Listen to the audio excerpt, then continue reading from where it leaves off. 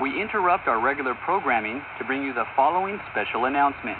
Typhoon Ma'an has caused all Kanto Plain military installations to be placed into tropical cyclone condition of readiness or T-Corps. Yokota Air Base, Yokosuka, Camp Sama, Atsugi, and Camp Fuji are currently in T-Corps 3.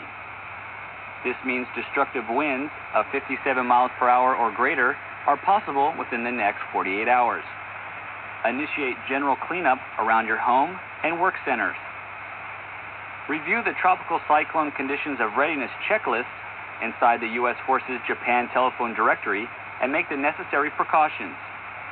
Stay tuned to Eagle 810, your commander's access channel, and your installation's Facebook pages for up-to-date information.